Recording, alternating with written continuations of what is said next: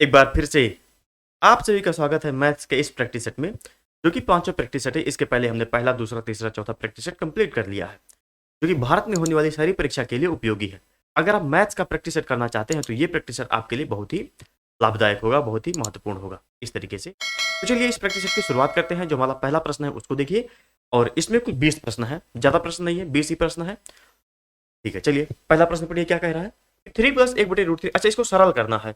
क्या 3 + 1/√3 plus 1/3 plus 1/√3 minus 3 किसके बराबर है? ऑप्शन दिया है 3, 6, 3 + √3, 6 + √3। अच्छा, इसको लगाना है। कैसे लगाएंगे देखिए, इसको हमें क्या करना है, वास्तव में सरल करना है। मतलब इसको इन सबको जोड़ना है। आप किसी भी तरीके से जोड़ सकते हैं। आप चाहे तो सबका एक साथ जोड़ें, या आप किसी कंसेप्ट के तरीके से लगाना है तो उस तरीके से भी इसको लगा सकते हैं। चलिए कैसे लगेगा देखिएगा।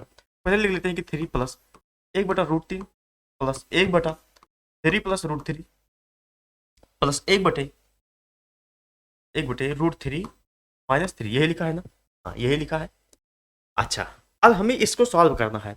हम क्या करते हैं, दो दो को पहले सॉल्व करते हैं। हमें यहाँ पर कुछ दिख रहा है क्या? ये कुछ गड़बड़ लिखा है। कैसे?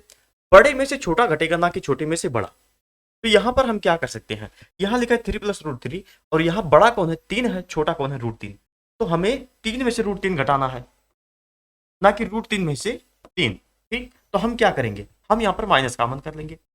अगर हम यहाँ माइनस कॉमन करेंगे तो ये क्या हो जाएगा, ये कुछ ऐसा हो जाएगा कि 1/3 माइनस √3। देखिए, √3 किससे है? प्लस से है। √3 किससे है? प्लस से है। और जो 3 है वो माइनस से। जब हम माइनस कॉमन करेंगे तो जो माइनस से है वो प्लस से हो जाएगा, और जो प्लस से है वो माइनस से हो जाएगा। ठीक, ये चीज आपको समझ में आएगा? ये चीज आपको समझ में आ गया होगा। आगे हम इसको उतार लेते हैं। पहले इन दोनों को हम सॉल्व करते हैं। क्यों? क्योंकि हमें कुछ आसान दिख रहा है। यहाँ क्या करेंगे, हम तिरछा गुणा कर देंगे। इसका गुणा इसमें, इसका गुणा इसमें, और इन दोनों का आपस में गुणा कर देंगे। ठीक, ये होता है, मतलब जैसे लिखा है 1/x प्लस 1/y। इसको कैसे सॉल्व करेंगे? y का इसमें, इसमें, इसमें, इन दोनों का आपस में गुणा करा दीजिए। क्या होगा? x plus y/xy, xy। अच्छा, यहाँ x लिखा है, yx होगा, मतलब x प्लस वाई या xy, x प्लस वाई कोई मतलब नहीं होता, बराबर ही होगा। तो इस तरीके से इसको समझाने के लिए हमने उसको लिखा था। ठीक है, यहाँ करेंगे तो क्या होगा, थोड़ा ध्यान दीजिएगा कि 3 - √3। यहाँ क्या है ऑप्शन, यहाँ मतलब चिन्ह क्या है, यहाँ माइनस है, यहाँ क्या है, माइनस है। ठीक, तो माइनस क्या, 3 - √3। कैसे? देखिए, अच्छा ये चीज तो आपको समझ में आ रहा होगा ना, इसमें कोई दिक्कत की बात नहीं है। यहाँ क्या हो जाएगा, 3 + √3, और दूसरे क्वेश्चन में 3 - √3। ठीक, इसको सॉल्व कर लीजिए। ये प्लस से ये माइनस से घट के 0 हो जाएगा। यहाँ माइनस माइनस क्या आ जाएगा, -2√3। इसको सॉल्व करेंगे क्या आएगा, a² - b²। a + b - b क्या होगा, a² - b²। तो क्या हो जाएगा बताइए, ये होगा 3 त्रिका 9 में से 3 गए कितना, 6। तो 2 3 6, ये क्या आएगा, √3/3। इसको काट दीजिए, क्या आएगा, 1/√3। ठीक, और किससे, माइनस 1/√3। अब इसको लगा लिए 3 प्लस 1/√3। यहाँ क्या है, माइनस 1/√3। देखिए, जैसे हम सॉल्व करते गए तो उस तरीके से हमारा आसान होता गया। अब इस प्लस माइनस से घट के 0, क्या उतर आ जाएगा, 3। बताइए सवाल कैसा लगा, बताइएगा जरा। और इसी तरीके से अच्छे अच्छे सवाल इस प्रश्न, मतलब इस श्रृंखला में ऐड किए गए हैं। चलिए दूसरा प्रश्न देखते हैं। अच्छा, समझ में आया कि नहीं? हमें यहाँ पर इसको सरलीकरण करना है, मतलब इसको सॉल्व करना है किसी भी तरीके से। अच्छा, ज्यादा बड़ा लंबा चौड़ा करेंगे कोई मतलब नहीं निकलता। जहां से आपको दिख रहा है कि हाँ यहाँ से कुछ बन सकता है, यहाँ से कुछ अपना मतलब अप्रोच काम करेगा, तो उस तरीके से वो सॉल्व करना है। तो हमने यहाँ देखा कि कुछ काम मतलब इसलिए इस तरीके से हमने इसको लगाया। चलिए अगला प्रश्न देखते हैं। हमारा अगला प्रश्न क्या कह रहा है कि किसी हौज को भरने में सामान्यतः 8 घंटे का समय लगता है।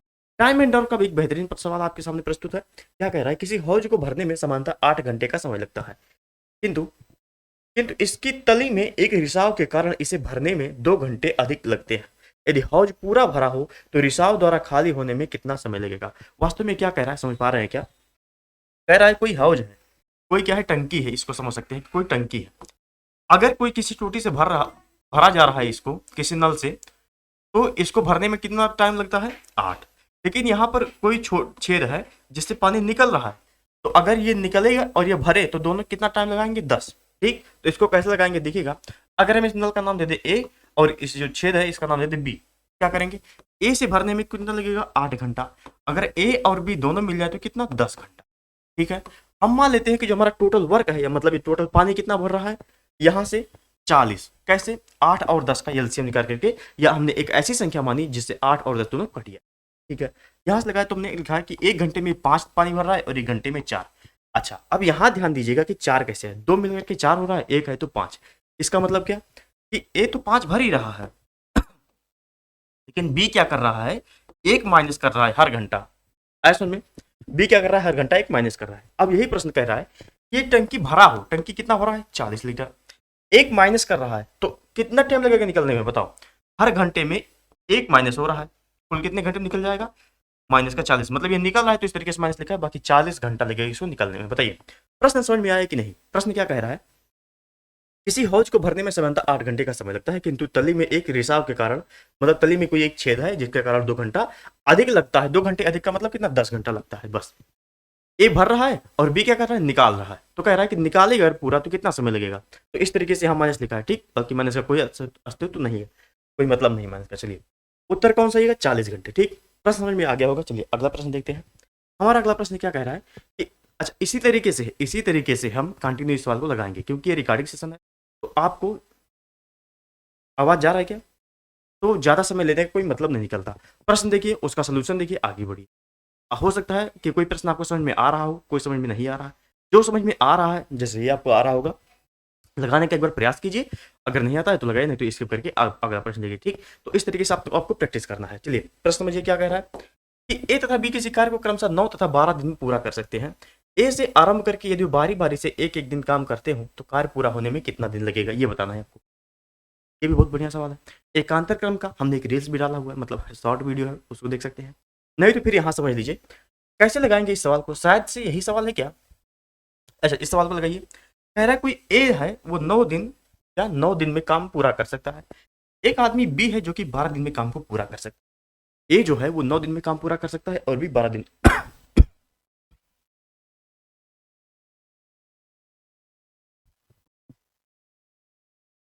अगर ए से आरंभ करके यदि बारी बारी से एक एक दिन काम करे तो कार्य कितने दिन में पूरा होगा, हमें ये यहाँ से हमें क्या निकालना है। टाइम एंड डोर पे हमने यही बताया है कि हमें केवल 3 चीजों पर ध्यान देना है। क्या, एक तो कार्य पर, एक कार्य क्षमता मतलब एफिशिएंसी पर, एक समय पर, बस आपको 3 चीज ध्यान देना है।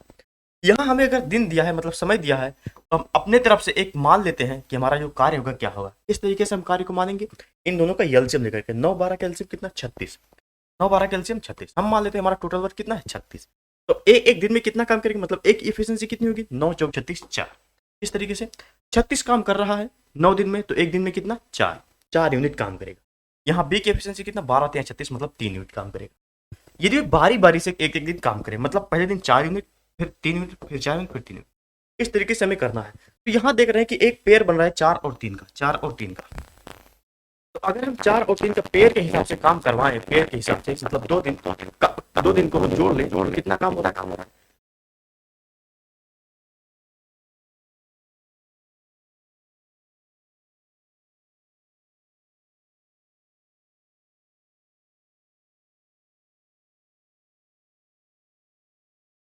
टोटल 10 दिन निकलेगा, काम कितना बचा, एक।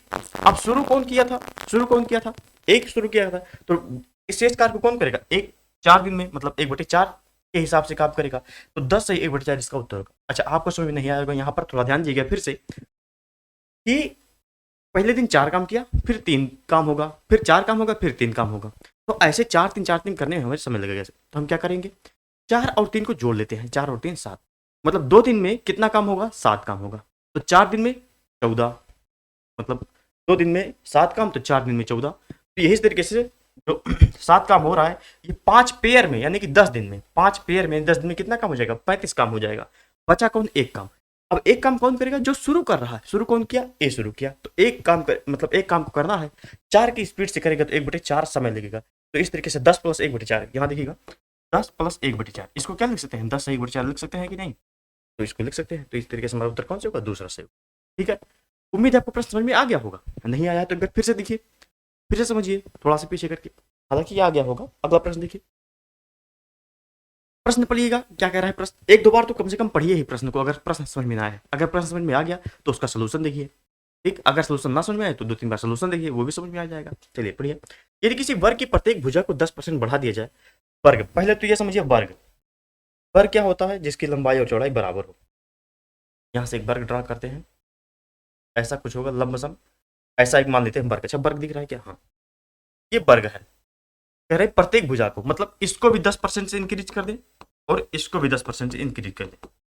तो क्षेत्रफल पर क्या प्रभाव पड़ेगा? वर्ग, मतलब प्रत्येक भुजा बराबर होता है वर्ग का। तो इसका मतलब अगर पहले लंबाई जो था, लंबाई अगर पहले 10 था, 10% का फ्रैक्शन कितना होगा? 1/10। 10% का फ्रैक्शन कितना? 1/10। इसका मतलब अगर पहले 10 था तो अब कितना हो गया? 11 लंबाई। चौड़ाई को देख लेते हैं, चौड़ाई भी कितना, मतलब चौड़ाई सेम ही होगा, जो लंबाई है वही चौड़ाई, मतलब अगर पहले 10 था तो अब क्या होगा? 11। क्षेत्रफल कितना? पहले 100 था, तब कितना हो गया? 121। कितना परसेंट का इंक्रीज? 21% का इंक्रीज। ठीक, बताइए आया समझ में? नहीं है फिर से देखिएगा। अच्छा, यहाँ आप समझ रहे होंगे कि भुजा स्क्वायर होता है वर्ग में, तो हमने भुजा स्क्वायर ही तो किया है। आप लंबाई चौड़ाई देख लीजिए या फिर भुजा स्क्वायर कर लीजिए। अच्छा, भुजा स्क्वायर कैसे? भुजा स्क्वायर मतलब 10/11 हो गया, 10 का चीज 11 हो गया, स्क्वायर कर दीजिए तो 10 100, 11 का स्क्वायर 100। तो यहाँ भी कितना बढ़ा? 21/100 गुणे 100। आया समझ में? बताइए, वही तो सेम सेम कॉन्सेप्ट है। या तो वर्ग वर्ग अगर है तो ठीक है, मतलब चलिए अगला प्रश्न देखिए। सारे प्रश्न आपको समझ में आए, केवल एक ही उद्देश्य है। क्या कह रहा है? यदि किसी लंबवृत्तीय शंकु के आधार की त्रिज्या उसकी ऊंचाई में से उसकी ऊंचाई में से प्रत्येक में 10% की वृद्धि की जाए तो शंकु के आयतन में प्रतिशत क्या होगा? मतलब वृद्धि का प्रतिशत क्या होगा, ये पूछ रहा है। वास्तव में प्रश्न क्या कह रहा है समझिएगा। कोई एक लंबवृत्तीय शंकु है, मतलब शंकु है, उसकी हम त्रिज्या को भी 10% बढ़ा दें, उसकी त्रिज्या को भी 10% बढ़ा दें, उसकी ऊंचाई को भी 10% बढ़ा दें, तो बताओ उसके आयतन में कितने परसेंट का वृद्धि हुआ? अच्छा, इसको लगाने के लिए हमें क्या ज्ञात होना चाहिए, पहले ये बताओ। हमें ये ज्ञात होना है कि उसका पहले आयतन कितना था, पहले आयतन कितना था और बाद में आयतन कितना हो गया, ये हमें पता करना चाहिए। तो चलिए लगाते हैं सवाल को। शंकु, चलिए ये क्या हुआ? शंकु एक ड्रॉ कर दे। ये क्या है? ये एक लंबवृत्तीय शंकु है, लंबवृत्तीय शंकु। ठीक, ये क्या हो गई? उसकी ऊंचाई h हो गई और ये उसका त्रिज्या r हो गया। सब में 10% के। अच्छा, इसका बताओ आयतन क्या होता है? लंबवृत्तीय शंकु का आयतन कितना? 1/3 पाई r स्क्वायर, यही तो होता है। तो 10% के हिसाब से जैसे 10% की वृद्धि हो रही है, तो यहां से देखिए 10% का फ्रैक्शन कितना होगा? 10% का फ्रैक्शन 1/10, 1/10। इसका मतलब अगर पहले त्रिज्या r अगर पहले 10 था तो बाद में क्या हो गया? 11। ऊंचाई को देख लीजिए, यह ऊंचाई अगर पहले 10 था तो अब क्या हो गया? 11। यही तो वृद्धि हुआ है। तो बताओ पहले आयतन कितना था? 1/3 पाई को हम कांस्टेंट है तो इसको हटा देते हैं, आर स्क्वायर एच पे हमें गणना करनी है, तो आर स्क्वायर एच पे गणना करते हैं। बताओ आर स्क्वायर का मतलब कितना? 10 दहियम 100 दहियम 1000, 100 10 दहियम 100 दहियम 1000। कैसे आर स्क्वायर करेंगे? तो 10 का स्क्वायर कितना? 100, और 100 का हमें 10 में गुणा करना है तो कितना हो गया? 1000। ठीक, इस तरीके से जो बाद का आयतन होगा वो कितना होगा? 11 का स्क्वायर 11 ग्राम 121 ग्राम कितना? 1331, 1331। ठीक, बताओ कितने परसेंट की वृद्धि हुई? मतलब 1000 पे 1331 बढ़ा, कितना बढ़ा? 1000 पे कितना बढ़ा? 331। 1000 पे कितना? 331। तो इस परसेंट निकालो। 331 बढ़ा कितने पर? 1000 पर। कितने पर? 1000 पर गुणे 100, गुणे 100 कर दीजिए, बस इसको सॉल्व कर दीजिए। 2 जीरो से 2 जीरो, एक अंक पे दशमलव, मतलब 33.1% की वृद्धि, 33.1% की वृद्धि हुई। बताइए सवाल समझ में आया क्या? कह रहा है लंबवृत्तीय शंकु है कोई, उसकी ऊंचाई और त्रिज्या दोनों 10% के हिसाब से बढ़ रही है। तो हम पहले ज्ञात कर लेंगे कि पहले त्रिज्या क्या था और पहले ऊंचाई क्या था। 10% का फ्रैक्शन करके करेंगे तो 1/10 आएगा, मतलब 10 अगर पहले त्रिज्या था तो बाद में क्या हो गया? 11। अगर ऊंचाई पहले 10 था तो अब कितना हो गया? 11। ठीक, आया समझ में? चलिए आगे बढ़ते हैं। प्रश्न पढ़िएगा कि समान शीर्ष कोण वाले दो समद्विबाहु त्रिभुजों के क्षेत्रफल 1:4 के अनुपात में है, तो उनकी ऊंचाइयों में क्या अनुपात होगा? उनकी ऊंचाई में जो अनुपात होगा ये बताना है, ऊंचाइयों का अनुपात में बताना है। क्या कह रहे हैं? समान शीर्ष कोण, समान शीर्ष कोण। तो चलिए बनाते हैं त्रिभुज। समद्विबाहु त्रिभुज बनाना है तो हम कैसा भी त्रिभुज बना सकते हैं। हमने ऐसा कुछ बनाया, ऐसा एक त्रिभुज हमने ड्रॉ कर दिया, ठीक है ना। अब क्या कह रहा है कि समान शीर्ष कोण, मतलब इनका जो शीर्ष का कोण है वो बराबर है, मतलब यहाँ जो डिग्री है उतना ही डिग्री यहाँ है। ये देखिएगा यहाँ 90 डिग्री है, यहाँ भी 90 डिग्री, ये भी बराबर और ये भी बराबर। तो ये कैसा त्रिभुज हो गया बताइएगा? ये कैसा त्रिभुज हो गया? ये समरूप त्रिभुज हो गया। समरूप त्रिभुज, कैसा त्रिभुज? समरूप त्रिभुज। और समरूप त्रिभुज का एक प्रमेय क्या है? समरूप त्रिभुज का, समरूप त्रिभुज कहता में प्रमेय होता है कि समरूप त्रिभुज का क्षेत्रफल का अनुपात उनकी ऊंचाइयों के वर्ग का उनकी ऊंचाइयों के वर्ग के अनुपात के बराबर होता है। मतलब इनका क्षेत्रफल का जो अनुपात होगा इनकी ऊंचाइयों के वर्ग के अनुपात के बराबर होगा। यहाँ पर उल्टा दिया है, क्या दिया है? क्षेत्रफल का अनुपात दिया है, तो बताओ ऊंचाई का अनुपात क्या होगा? वहां वर्ग था तो यहाँ वर्गमूल हो जाएगा, तो वर्गमूल कर लीजिए। 1 और 4 का वर्गमूल कितना होगा? 1 का वर्गमूल 1 और 4 का वर्गमूल 1:2। तो इस तरीके से इसका उत्तर क्या हो जाएगा? 1:2। आया समझ में? चलिए अगला आगे देखते हैं। अगला प्रश्न क्या कह रहा है कि 20% तथा 5% के दो क्रमवार बट्टे किस प्रकार एक मात्र बट्टे के समतुल्य हैं? बताओ अब यहाँ पर कौन सा बट्टा निकालना है, समतुल्य बट्टा निकालना है। कैसे निकलेगा देखिएगा, समतुल्य बट्टे के लिए क्या हमने बताया था कि x plus y minus x into y बटे 100। ये हमने किस चैप्टर में बताया था, आपको प्रॉफिट एंड लॉस में ही बता दिया था कि अगर सक्सेसिव लाभ निकालना है, मतलब समतुल्य लाभ परसेंट, तो वहां पर प्लस रहता है। अगर क्या छूट निकालना है, मतलब बट्टा निकालना है, तो वहां माइनस हो जाता है। ऐसे में हमें इसी तरीके से इसको निकालना है, तो क्या करेंगे, x का मान 20 और y का मान कितना 5, 20 प्लस 5 माइनस 20 गुणे 5 बटे 100, तो 20 पंचे कितना, तो यहां से काटेंगे, एक बार जाएगा तो 20 5 25 में से कितना 24%। बताइए कितना आसान सवाल था, और परीक्षा में आपके ऐसे ही सवाल पूछे जाएंगे, तो इसलिए आपको पूरा देखना है इस वीडियो को। चलिए आगे बढ़ते हैं, जो हमारा अगला प्रश्न क्या कह रहा है कि एक लंबवृत्तीय बेलन किसी r अर्धव्यास वाले गोले को ठीक ठीक परिबद्ध करता है। अच्छा परिबद्ध करता है का मतलब बताओ, परिबद्ध करता है मतलब, अच्छा चलिए अभी आपको आगे बता देते हैं। गोले के पृष्ठीय क्षेत्रफल का बेलन के वक्र के पृष्ठीय क्षेत्रफल से अनुपात ज्ञात करना है। एक लंबवृत्तीय बेलन है, किसी r अर्धव्यास वाले गोले को ठीक ठीक परिबद्ध करता है। चलिए इसका एक चित्र बना के आपको बताते हैं, जिससे आपको समझ में आ जाएगा। ये क्या है, एक ये क्या है बताओ, ये क्या है, एक गोला है, ठीक, और हम क्या ड्रा करते हैं, एक बेलन। तो बेलन कुछ इस तरीके से है, आया समझ में।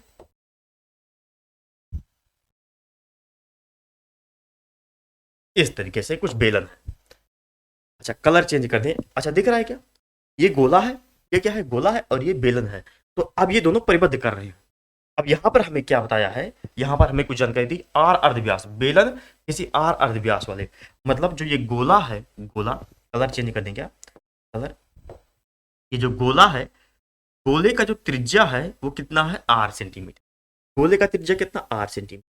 अच्छा अगर हम आपसे कहें कि बेलन की ऊंचाई बताओ, बेलन की ऊंचाई, तो बेलन की ऊंचाई क्या होगा, 2r। बेलन की ऊंचाई कितना होगा, बेलन की ऊंचाई को हम कैपिटल आर से लिख देते हैं, तो क्या होगा, कैपिटल आर बराबर 2r। बताइए होगा कि नहीं होगा।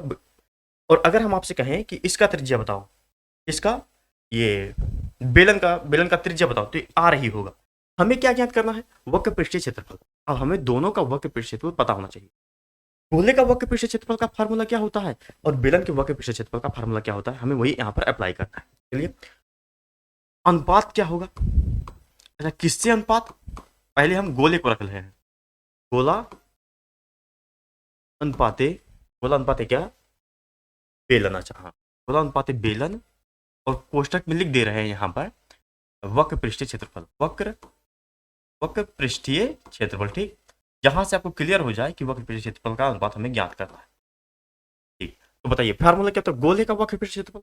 अच्छा पहले क्या कहा है, पहले है गोले का वक्र पृष्ठीय क्षेत्रफल, ठीक है, आपने गोला पहले लिखा है, तो फार्मूला क्या होता है, 4πr²। ये तो हो गया गोले का फार्मूला। रेशियो में करेंगे तो बताओ बेलन का वक्र पृष्ठीय क्षेत्रफल कितना होता है, 2πrh, 2πr इंटू एच। ठीक, अब बताओ, अच्छा इसका हम r जो है कैपिटल R मान लेते हैं, इसके r को हम कैपिटल R मानते हैं, जिससे कंफ्यूजन ना हो। अब देखिएगा यहां से इसी को हमें सॉल्व करना है। अच्छा यहाँ पर ऊंचाई कितना है, ऊंचाई हमें 2r के बराबर है, तो ऊंचाई हम 2r कर देते हैं। जो कैपिटल R है, मतलब जो बेलन की त्रिज्या है वो गोले की त्रिज्या के बराबर है, तो यहाँ r कर देते हैं। बस इसी को हमें सॉल्व कर लेना है। ये किसके अनुपात में है, 4πr² के। सॉल्व कर ले, 2π से 2π मतलब 4π, यहाँ कितना 2, r², यहाँ भी r², यहाँ भी 2 से 2 कट गया, किसके अनुपात में, 1 अनुपात है 1 के अनुपात में। बताइए सवाल कैसा लगा, एक बढ़िया सवाल था ये। अगर आपको समझ में आया है तो वीडियो को लाइक जरूर कर दीजिएगा। कह रहा था कि लंबवृत्तीय बेलन है, आर अर्धव्यास वाले गोले को ठीक ठीक परिबद्ध करता है। तो यहाँ पर जो गोले का त्रिज्या है वही लंबवृत्तीय बेलन की त्रिज्या है, और जो बेलन की ऊंचाई होगी वो कितना होगा, गोले की व्यास के बराबर होगा, क्योंकि इस तरीके से कुछ हमारा चित्र बनेगा। यहाँ अगर ये इसका मतलब यहाँ टच कर रहा होगा, यहाँ ऊपर भी, बगल भी, तो इस तरीके से है। आया समझ में। चलिए आगे बढ़ते हैं। अगला प्रश्न क्या है कि कोई व्यापारी अपनी वस्तुओं के मूल्य उनके क्रय मूल्य से 20% अधिक अंकित करता है। ठीक, कोई वस्तु है तो उस पर मार्क प्राइस कितना होगा, कलर फिर से डार्क करते हैं, मतलब ब्लैक। मार्क प्राइस कितना होगा, मार्क प्राइस अगर 120 होगा, क्यों कर क्रय मूल्य से, अगर हम कहें सीपी 100 है, सीपी कितना है 100 है, तो मार्क प्राइस 120 होगा। क्यों, क्योंकि 20% अधिक अंकित कर रहा है। ठीक है, आगे क्या कह रहा है, तथा बेचने के समय 10% का छूट देता है। अच्छा 10% कितना होगा, 12 रुपया, इसका 10% का छूट। ठीक है, एसपी मानते हैं, एसपी कितना होगा, एसपी होगा 120 का 90%, 120 का 90%। क्यों, क्योंकि 10% छूट दे रहा है, 12 नवा 108। एसपी कितना आया 108। सीपी अगर 100 है तो मार्क प्राइस 20% अधिक, मतलब 20% एक्स्ट्रा ऐड किया है तो मार्क प्राइस हो गया। अगर एसपी कितना होगा 10% छूट दे रहा है तो मार्क प्राइस का 10% का छूट का मतलब 100 माइनस 10/100, तो 100 माइनस 10 करेंगे 90/100, 120 का 100 कितना होगा 108। अब यहाँ से क्या कर सकते हैं, देखिएगा उसका लाभ हमें लाभ कर सकते हैं। अब लाभ पर लाभ कर सकते हैं 100 सीपी था और एसपी 108 लाभ कर सकते कितना 8। कुछ चीजें आपको कहीं कहीं समझ नहीं आ रही तो उसके लिए आपको क्या करना पड़ेगा, उसके लिए जो हमने रिकॉर्डेड लेक्चर अपलोड किया है प्लेलिस्ट वाइज, मतलब बेसिक वाला। जैसे आप टाइम एंड को देखेंगे तो उसमें 2 वीडियो है या 3 वीडियो है, टाइम स्पीड डिस्टेंस में 3-4 वीडियो में उसको भी कंप्लीट कर दिया है, और सारी वीडियो आधा या 2 घंटे के हैं, तो आप उसको एक ही दिन में एक चैप्टर आराम से कंप्लीट कर सकते हैं। तो वहां से अगर देख लेंगे तो जो इसमें से नहीं समझ में आ रहा ना तो वो भी समझ में आ जाएगा। आगे बढ़ते हैं। और अगर आपने मेरे से किसी ने नहीं देखा है तो देखिएगा जरूर, भले ही आपको आता है तो वहां से, लेकिन आपको बेसिक जो कॉन्सेप्ट है उसमें कुछ ना कुछ आपको अच्छा सीखने को मिलेगा। क्या कह रहा है, किसी कमीज को बेचते समय एक दुकानदार 7% है, देखिएगा यहाँ 7% एक बट्टा देता है। यदि उसने 9% का बट्टा दिया होता तो उसे लाभ के रूप में 15 रुपए कम प्राप्त होते। क्या कह रहा है, कोई कमीज है, कोई शर्ट है, बेचते समय कोई दुकानदार पहले 7% का छूट देता है, लेकिन फिर क्या किया 9% का छूट दिया। अब उसको जो अंतर हुआ कितने का 15 रुपए का, इसका मतलब 2% का वैल्यू कितना है 15, 2% का वैल्यू कितना 15। फिर क्या पूछ रहा है, तो कीमत का अंकित मूल्य, अच्छा ये 2% क्या है छूट है, तो अगर हम यहाँ से 100% निकालें तो ये किसके बराबर होगा, अंकित मूल्य ही तो होगा। 100% करने के लिए क्या करना होगा, इसी में हम 50 से गुणा कर दें, 2 गुणे 50। अब यहाँ भी 50 से गुणा कर दी तो 50 गुणे 50 करेंगे, मतलब 15 गुणे 50 कितना हो जाएगा 15×5 = 75, 750। देखिए आसान सवाल था, आसान सवाल था, लेकिन अगर आपको बेसिक नहीं पता तो कैसे लगा पाएंगे। वास्तव में हुआ क्या, 7% का बट्टा दे रहा था, फिर क्या किया उसने 9% का बट्टा दिया, तो उसको 15 रुपए कम मिल रहा है। इसका मतलब वास्तव में क्या कि जो 7% और 9% यानी कि इनका डिफरेंस कितना 2%, 2% की वैल्यू हमें दी थी कितना 15 रुपए, 2% की वैल्यू 15 रुपए, तो अंकित मूल्य हमें ज्ञात करना है। अंकित मूल्य क्या होगा, 2% डिस्काउंट है अंकित मूल्य पर ही, इसका मतलब अगर हम 100% कर दें तो अंकित मूल्य मिल जाएगा हमें, वहां से हमें इसको निकालते। चलिए आगे बढ़ते हैं। क्या है हमारा सवाल कि यदि 3x 5y 4z हो तो x y z का अनुपात। अच्छा ये बहुत बढ़िया सवाल है, परीक्षा का मैं समझता हूं कि जो सबसे ज्यादा रिपीटेड सवाल है वो यही है। इसको कैसे लगाएंगे हम 3x 5y और 4z ये बराबर है तो इनको हम बराबर कर लेते हैं। बराबर कैसे करेंगे, तो इनका जो अंक दिया है तो उसका हम एलसीएम ले लेते हैं। एलसीएम लेके कितना 5 चौक 20 दिया 60, हम मान लेते हैं कि 3x 60 बराबर है, 5y 60 के बराबर, 4z 60 के बराबर है। यहाँ देखिएगा कि 3x बराबर 5y बराबर 4z, ये किसके बराबर है 60 के। हमने मान लिया कि ये 60 के बराबर, क्योंकि हमें रेशियो निकालना है तो हम अपनी तरफ से मान सकते हैं।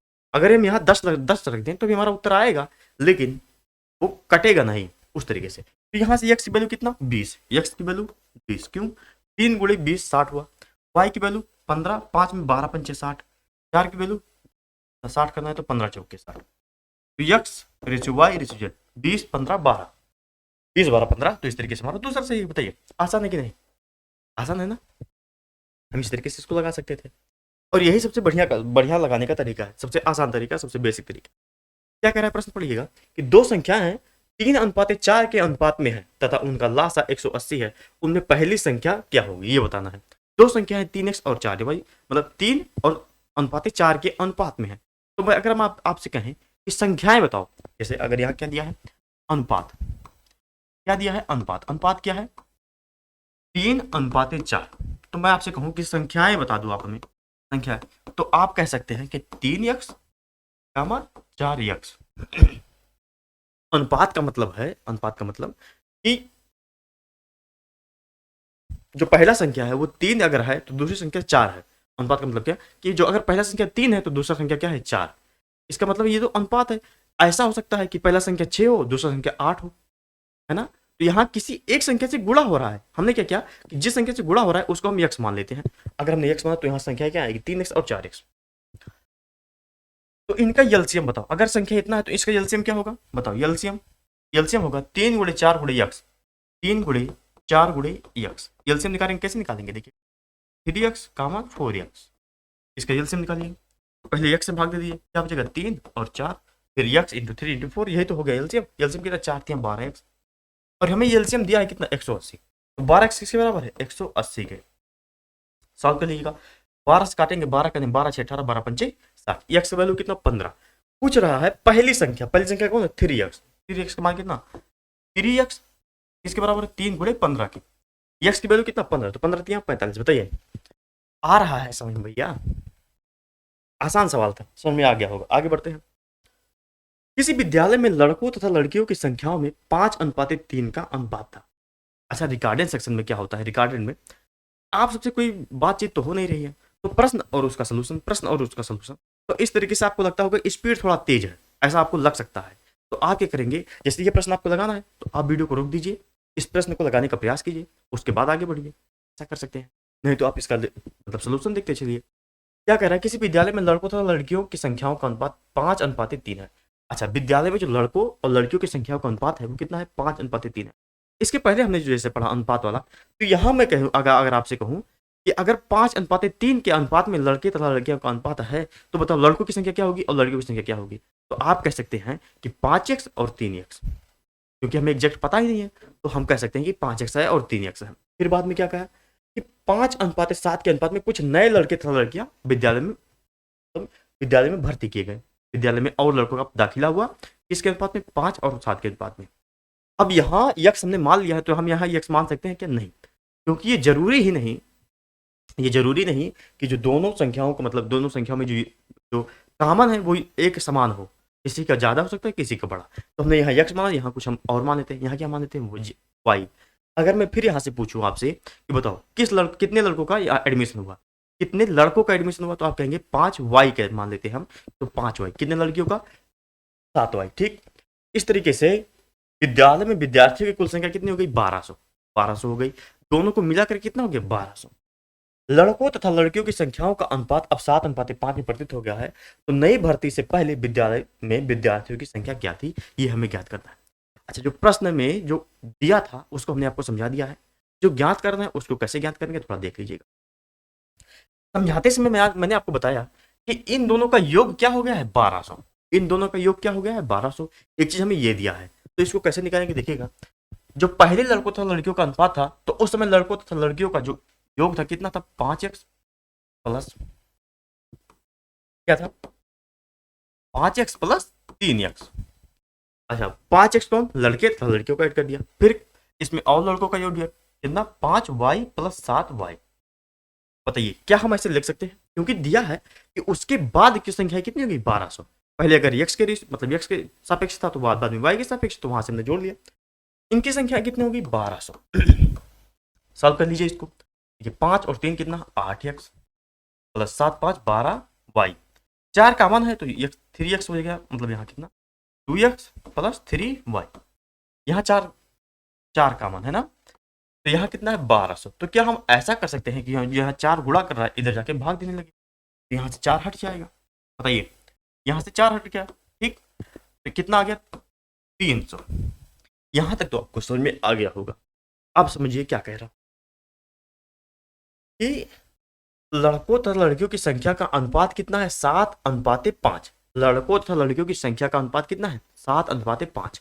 अगर मैं लिख दूं कि बॉय को लड़के और गर्ल को लड़कियां, तो बताओ इनका अनुपात कितना है 7:5। ठीक है ये तो अनुपात है, लेकिन कब है जोड़ने के बाद, कब जोड़ने के बाद है। तो जोड़ लीजिए लड़कों तो लड़के को, पहले लड़के कितने थे 5x, पहले लड़के 5x, इसमें क्या जुड़ा 5y, लड़के कितना जुड़े 5y, ठीक, तो प्लस 5y, फिर बाद में क्या हुआ पहले थे 3x फिर 7y प्लस 7y। बस इसको सॉल्व कर लीजिए यहाँ से जो देखिए एक समीकरण यहाँ बना क्या 2x प्लस 3y बराबर 300, 2x प्लस 3y बराबर 300, यहाँ से आप सॉल्व कर लेंगे क्या होगा 5 25 25x प्लस 25y। चलिए लिख देते हैं एक लाइन 25x प्लस 25 के बराबर 21x प्लस 749y। ठीक, x को एक तरफ y को एक तरफ, यहां से हम इसको इस तरफ लाएंगे तो देखिए ये x क्या है प्लस में, इधर आएगा माइनस में, तो 25 में से 21 घटाएंगे कितना बचेगा 4x, कितना बचेगा 4x। ये किसके बराबर होगा देखिए ये 25 प्लस में उधर जाएगा माइनस में हो जाएगा, तो 49 में से 25 घटाएंगे कितना बचेगा 24y। ठीक, 4 6 24, 6 बार गया, इसका मतलब यहां से x किसके बराबर है 6y के, इसका मतलब x और y का रेशियो कितना 6:1। बस अगर हमें x और y का रेशियो मिल गया तो बताइए आसान हो गया हमारे लिए। यहां रख दीजिए x और y का रखेंगे, देखिए 6 दूनी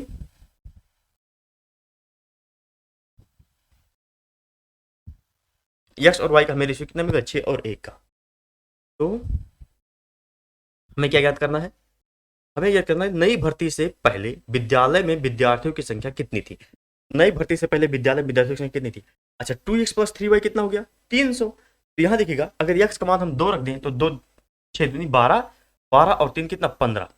इसका मतलब 15 का मान कितना 300, 15 का मान 300, तो 1 का मान 20, 1 का मान कितना 20।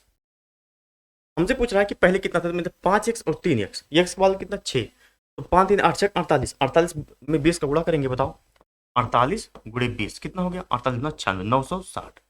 ठीक है ना, इस तरीके से उत्तर कौन होगा 960। बेहतरीन सवाल था, अगर आप समझे तो ये सीजन मेंस लेवल का सवाल था, लेकिन परीक्षा में पूछ लेगा तो क्या करेंगे आप। चलिए सवाल समझ आया कि नहीं, एक बार फिर से समझा देते हैं आपको, ठीक है ना, एक बार देख लीजिएगा इसको। कह रहा है वास्तव में कि किसी विद्यालय में लड़कों तथा लड़कियों की संख्याओं में 5:3 का अनुपात, 5:3 का अनुपात का मतलब हम कह सकते हैं कि 5x और 3x का था, लड़के तथा लड़की थी, 5x और 3x लड़के तथा लड़की थी।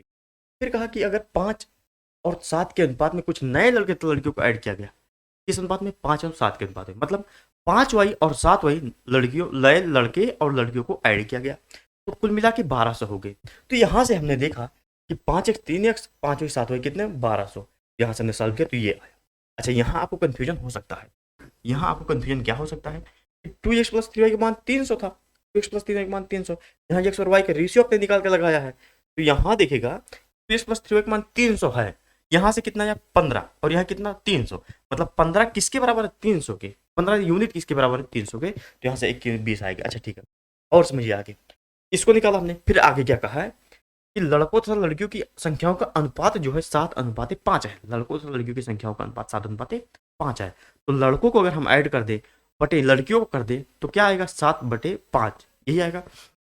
पहले लड़के कितने थे 5x, बाद में कितना जुड़ गए लड़के 5y, 5x और 5y जोड़ दिए क्या हो गए बॉयज हो गए।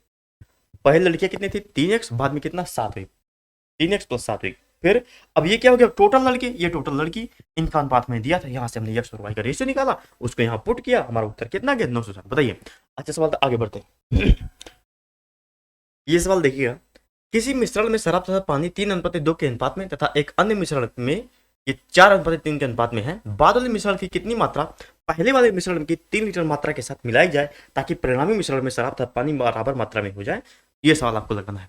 मिश्रण का ये शानदार सवाल है, जो कि हमने एक मिश्रण का लेक्चर लिया था ना, तो उसमें हमने इस तरीके के सवाल कई सारे कराए थे। तो चाहे तो आप मिश्रण का वो लेक्चर जरूर देखिएगा, जिससे अगर मिश्रण में आपको परेशानी होती है तो नहीं होगी। अच्छा इस सवाल को लगाइए, मिश्रण का जो एलिगेशन मेथड है उससे हम लगाएंगे। पहले देख लेते हैं कि पहले में शराब कितना था, पहले वाले मिश्रण में दो मिश्रण को मिलाना है किसी एक मिश्रण के रूप में, तो इसको कैसे मिलाते हैं, तो नियम समझिएगा क्या होता है कि पहले का शराब कितना है 3/5, पहले में शराब कितना है 3/5। देखिए 5 कहाँ से है ये देखिएगा कि टोटल मिश्रण कितना है 3 यूनिट और 2 यूनिट मतलब 5 यूनिट, और शराब कितना है 3 है 5 में मतलब 3/5 है। बाद में क्या है ये 4:5 में एक दूसरा मिश्रण कितना है 4 है, कितने में 5 4 9 में 4/9, टोटल कितना है 9, तो उसमें 4 है, टोटल कितना है 5, उसमें कितना है 3 है। ठीक, इन दोनों को मिलाना है एक नए अनुपात में, किस अनुपात में बराबर करना है, बराबर मतलब कितना 1:1। इसका मतलब क्या शराब 1:1 में करना है, तो इसका मतलब 1/2, दोनों मिला करके 2 हो जाएगा तो 1/2। ठीक, मिलाइए ये किस अनुपात में मिलेगा, यहां से आप निकाल सकते हैं। अच्छा इसको आसान करने का तरीका क्या होता है कि इन दोनों का गुणा ऊपर कर दीजिए, इस 5 को हटा दीजिए, इन दोनों का गुणा ऊपर 9 दूनी 18, 18 तियां, इसको यहाँ कर दीजिए। ठीक, इसका यहाँ क्या करेंगे कि इस 9 को हटाइए, 5 और 2 का गुणा मतलब 10 कर दीजिए, 10 से गुणा कर दीजिए, और इस 2 को हटाइए तो 9 5 45, यहाँ 45 से गुणा कर 54, यहाँ कितना हो गया 54। ठीक, यहाँ हो गया 54, यहाँ हो गया 40 और यहाँ कितना 45। ठीक, अब हमें इसको मिलाना है, 54 40 और 45 को मिलाएंगे कैसे, 54 में से 45 घटाएंगे कितना 9 बचेगा, 45 में से 40 घटाएंगे कितना 5 बचेगा। हमें इसका रेशियो मिल गया, जो पहला है दूसरा है उसका रेशियो, मतलब पहले का कितना रहेगा बाद का कितना। तो प्रश्न में क्या कहा है कि बाद वाले मिश्रण की कितनी मात्रा पहले वाले मिश्रण में मिलाई जाए कि 3 लीटर मिश्रण के साथ मिलाई जाए। पहले वाले मिश्रण की 3 लीटर, पहले वाले मिश्रण की 3 लीटर के साथ मिलानी है, मतलब 5 का वैल्यू कितना 3 है, तो 9 का वैल्यू हमें ज्ञात करना है, बस यही ज्ञात करना है। 9 का वैल्यू कितना होगा 3/5 गुणे 9, तो 9 3 27/5, 27/5 जी कहाँ लिखा है।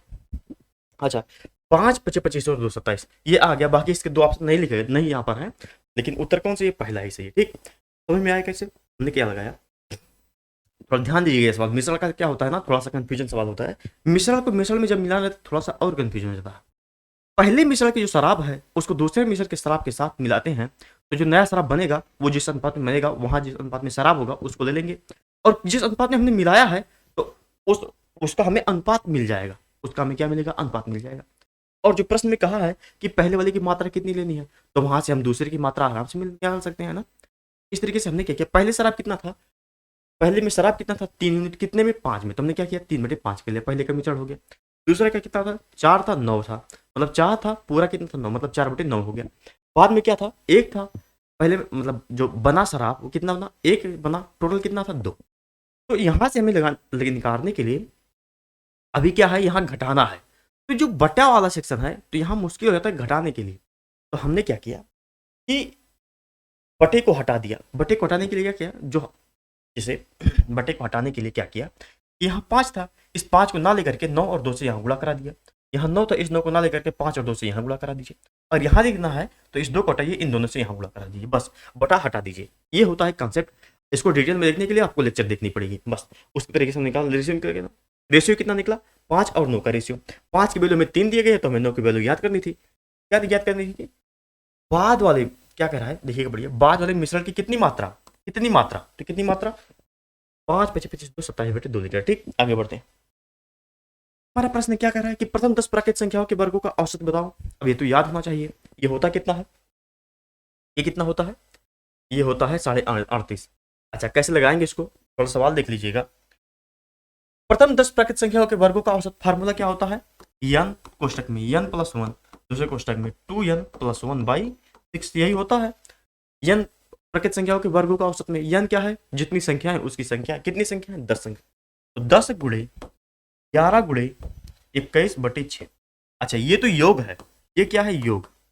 अगर हम औसत निकालेंगे तो क्या करेंगे, औसत में औसत क्या होता है योग बटे पदों की संख्या, तो योग कितना आया, अब हमें क्या करना है पदों की संख्या, पदों की संख्या कितना है 10, तो यहाँ गुणे 10 कर दे, बस इसी को सॉल्व कर दीजिए, आसान है। 0 से 0 काट दिया, 6 से काटना है यानी कि कितना बचेगा 3, मतलब 2 बचेगा, 2 3 6 7 3 21, बस 11 से 77/2 करेंगे कितना आएगा 77/2, कितना आएगा 38.5। ठीक इस तरीके से सवाल को आप लगा सकते हैं। ऐसा में अच्छा औसत निकालना है, थोड़ा समझ लीजिएगा इसको फिर से। औसत निकालना है, औसत का मतलब क्या, पदों का योग बटे पदों की संख्या। तो हमें ये पता होना चाहिए कि 10 वर्गों का 10 या 10 प्राकृत संख्याओं के वर्गों का योग क्या होगा। तो योग का formula n into n plus 1 into n two n plus 1/6 होता है। हाँ औसत निकालना तो 10 से भाग दीजिए, तो 6 गुणे 10 यहाँ 60 हो जाएगा। इस तरीके से हमने कर लिया, उत्तर कितना आया आप देख सकते हैं। आगे बढ़िए।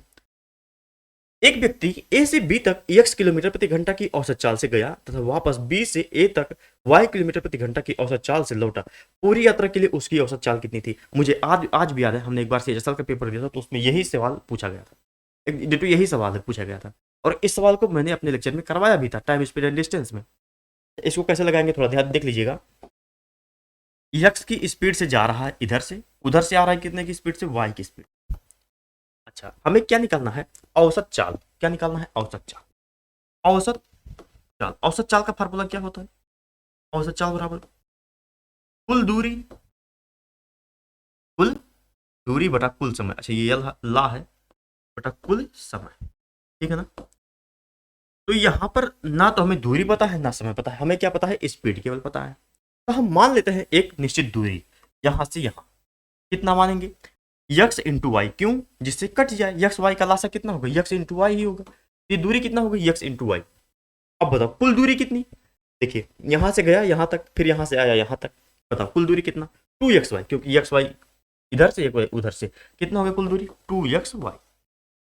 कुल समय कितना लगा बताओ, x की स्पीड से लगाया तो समय कितना लगा y, जब x की स्पीड से गया तो समय कितना लगा बताओ, जैसे एक्स वाई दूरी है, एक्स की स्पीड से जाएगा तो वाई समय लगेगा, और जब वाई की स्पीड से जाएगा तो एक्स समय लगेगा, तो इनका योग क्या कर लेंगे, यानी एक्स प्लस वाई हो जाएगा, बस 2xy बटे एक्स प्लस वाई। ठीक, इस तरीके से हमारा उत्तर कौन से होगा, दूसरा। ठीक है ना, चलिए आगे देखते हैं। अच्छा ये समझ में आया कि नहीं, हमें क्या ज्ञात करना है, औसत चाल क्या होता है, कुल दूरी बटा कुल समय। तो कुल दूरी और कुल समय ज्ञात करने के लिए हमने मान लिया कि कुल दूरी अपने हिसाब से, क्यों, हमें दिया है क्या, स्पीड दिया है, तो वहां से हम इसको निकाल सकते हैं इस तरीके से। चलिए आगे देखते हैं। हमारा अगला प्रश्न क्या कह रहा है, प्रश्न को पढ़िएगा एक दो बार जो थोड़ा। प्रश्न क्या कह रहा है कि ए तथा बी की औसत मासिक आय, औसत मासिक आय, यहां ध्यान दीजिएगा, ये क्या है, औसत है, एवरेज है मासिक आय। ये नहीं कि ए और बी की आय दिया है, नहीं, ये दिया है ए और बी की औसत मासिक आय कितना, 14,000। बी और सी की औसत मासिक आय 15,600। ए और सी की औसत मासिक आय 14,400। तो बी की मासिक आय ये आपको बताना है। क्या करेंगे, औसत मासिक आय दिया है, अगर औसत मासिक आय दिया है तो यहां से हम क्या ये ज्ञात कर सकते हैं कि ए और बी की मासिक आय का योग क्या होगा। अच्छा, इसका मतलब क्या दिया है कि ए प्लस बी बटे 2, औसत मासिक आय क्या होगा, औसत मासिक आय मतलब दोनों का योग बटे पदों का योग बटे पदों की संख्या, पद कितने हैं, 2, तो ए प्लस बी बटे 2, ये कितना है, किसके बराबर है, 14,000 के ना, तो 14,000 के बराबर है। इसका मतलब इनकी आय का योग कितना होगा, 14 नहीं 28, 28,000। इनकी आय का योग क्या होगा, 28,000। मासिक आय का औसत दिया है तो योग कितना होगा, 28,000।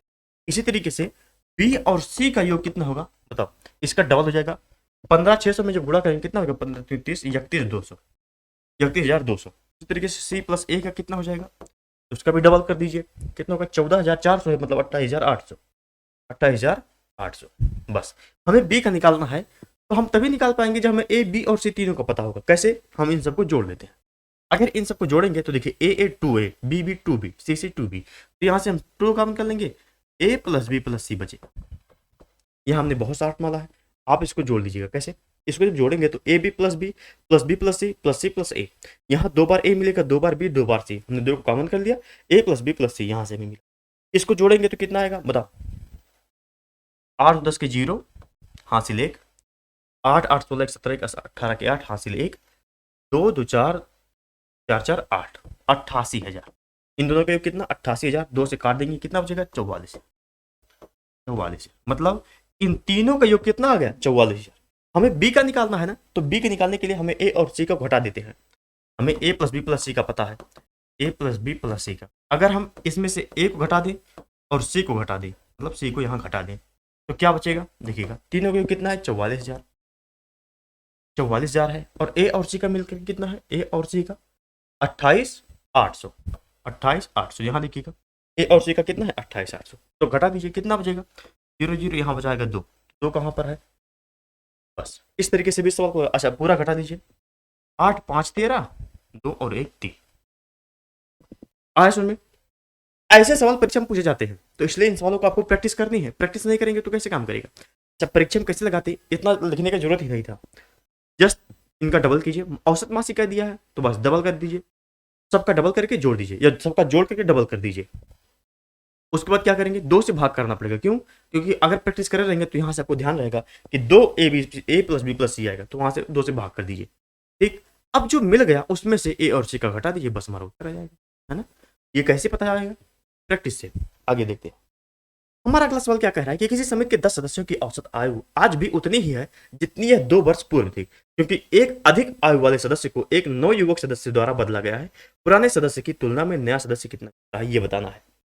इसके लिए हम क्या कर देंगे, ये समिति है, ठीक, कितने सदस्य हैं, 10, ये 10 सदस्य है, ठीक। अब क्या है, जितना 2 साल पहले था इनकी औसत आयु, जितना 2 साल पहले था उतना ही अब भी है इनकी औसत आयु, जितना पहले था 2 साल पहले उतना ही अब है। क्यों, क्योंकि यहां से क्या किया गया है, यहां से 2 वर्ष अधिक आयु वाले सदस्य को, यहां से एक आदमी था यक्स जिसका आयु ज्यादा था उसको निकाल दिया यहां से अब, और यहाँ एक अन्य आदमी था वाई जिसका आयु कम था, तो इसको इसमें ऐड कर दिया गया। तो पूछ रहा है कि पुराने सदस्य की आयु की तुलना में नया सदस्य की आयु कितना छोटा है, मतलब क्या निकालना है, एक्स माइनस वाई। कैसे निकालेंगे, थोड़ा कॉमन सेंस, थोड़ा कॉमन सेंस दिखाइएगा कि 2 साल पहले भी सेम था, आज भी 2 साल नहीं है, मतलब 2 साल पहले जितना औसत था, हम मान लेते हैं 2 साल पहले औसत कितना था, 60 था, अब कितना है, 60 है।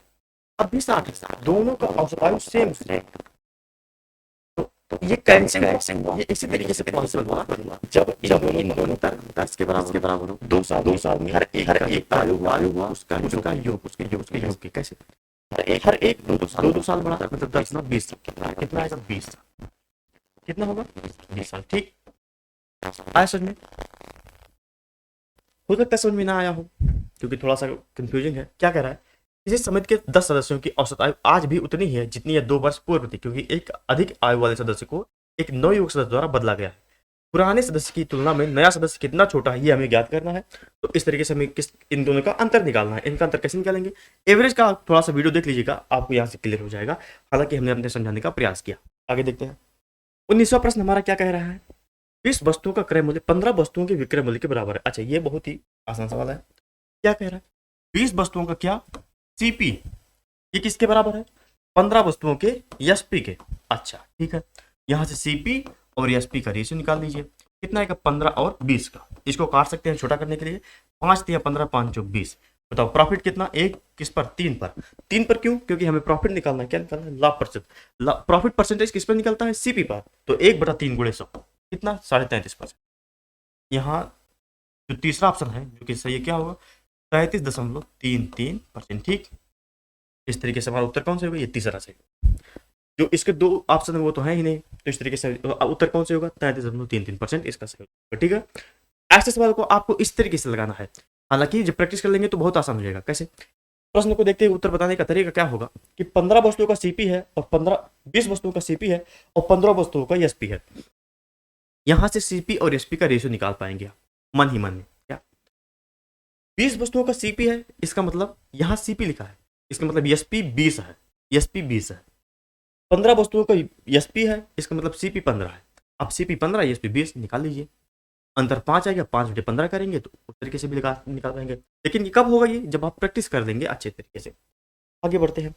अब कितनी प्रैक्टिस करनी है ये आपके ऊपर डिपेंड करती है कि आप एक ही सवाल के तरीके से लगा पाएंगे या 2-4 लगाने के बाद लगा पाएंगे या आपको और लगाना पड़ेगा। ठीक है, तो आपके ऊपर डिपेंड करता है। किसी अलमारी को 2576 मतलब 2576 रुपए में बेचने पर एक व्यक्ति को 12% लाभ हुआ। यदि इसे 100% मतलब 100 रुपया, क्या है, 100 रुपए कम में खरीदा गया होता तो लाभ प्रतिशत क्या होता, बताइए। अब इस सवाल को कैसे लगाएंगे। किसी अलमारी को 2576 रुपए में बेचने पर एक व्यक्ति को 12% का लाभ हुआ। इसका मतलब अगर उस अलमारी का सीपी यक्स था, सीपी क्या था, यक्स था, तो यक्स का कितना परसेंट, 12%, मतलब 112/100। प्रॉफिट में क्या होता है, 100 प्लस पी बटे 100 प्रॉफिट परसेंट में। तो सीपी गुणे 100 प्लस पी बटे 100, तो 100 प्लस पी कितना होगा, 112/100। ये किसके बराबर है, 2576 के। ठीक है, साफ कर दें थोड़ा सा, ये किसके बराबर है, 2576 के। अब बताओ, यहां से हम सीपी निकाल पाएंगे। अच्छा, ये पूछ क्या रहा है, उसका लाभ प्रतिशत। हम लाभ प्रतिशत तभी निकाल पाएंगे जब हमें कॉस्ट प्राइस पता होगा, तो इसलिए हमें यहां से कॉस्ट प्राइस निकालना पड़ेगा। और एक चीज और कहा है कि 100 रुपए कम में, तो इसका मतलब हमें कॉस्ट प्राइस और उसका प्रॉफिट दोनों निकालना पड़ेगा कि पहले प्रॉफिट क्या था, अब प्रॉफिट क्या हो रहा है। बस निकाल के थोड़ा ध्यान दीजिएगा। यक्स यहाँ से सीपी निकाल पाएंगे तो इसको सॉल्व कीजिए। यक्स बराबर यहाँ से क्या होगा, 112 से इसको भाग दिए, कितना बन जाएगा, 112 से जब 2 बार करेंगे तो कितनी बनेगा, 2 2 4, 2 से 24 घटा दीजिए, तो 4 3 7 6 और 3 मतलब 336, मतलब ये 23 बार जाएगा। इसका मतलब यक्स का मान कितना, 2300। मतलब इसका सीपी पहले कितना था, 2300, सीपी 2300 था, बेचा कितने में, 2576 में। अब कह रहा है यदि इसे 100 रुपया कम में खरीदा गया होता, पहले 2300 में खरीदा था, ये क्या है, सीपी है। लेकिन जो सीपी यन है, मतलब सीपी नया वाला है, वो कितना है, 2300 में खरीदा गया था। कहता 100 रुपये कम में खरीदा, मतलब 2200 में अगर खरीदा होता, 100 रुपया क्या कम में खरीदा गया होता, मतलब 2300 में खरीदा था, अब 100 रुपये कम करेंगे मतलब कितना, 2200 में खरीदा गया होता। तब बताओ प्रॉफिट परसेंट कितना, सीपी 2200, एसपी कितना, 2576, 2576। अब बताओ पी कितना निकलेगा यहाँ से, मतलब प्रॉफिट कितना हुआ, 376 रुपये का, 376 रुपये का। तो प्रॉफिट परसेंट निकाल दीजिए, कितना होगा, 376 बटे क्या, सीपी, सीपी मतलब 2200, 2200 गुणे 100। बस इसी को सॉल्व करना, 0 से 0 काट दीजिए, 22 से काटेंगे कितनी बचेगा, अच्छा 11 गुणे 2 कर सकते हैं इसको, तो 2 से पहले काट दीजिए, 2 के निम 2, 2 8 16, 2 8 16 188, तो 188/11। अब इसको हमें सब मिश्र भिन्न में तोड़ना है, तो कितनी बार जाएगा, थोड़ा ध्यान दीजिए, 11 का निम 11, यहाँ से कितना बचा 7 और 8, तो 11 से 77, 1/11। ठीक इस तरीके से हमारा तीसरा उत्तर सही होगा। 7 का 7 और 1 8 हो गया, 7 का 7 11। ठीक है, सही है। देखिए यहाँ से हमने 20 प्रश्न आज का कंप्लीट कर लिया। जो हमने आज का टारगेट था 20 प्रश्न का, वो हमने कंप्लीट कर लिया है। उम्मीद है आपको सारे प्रश्न समझ में आया है।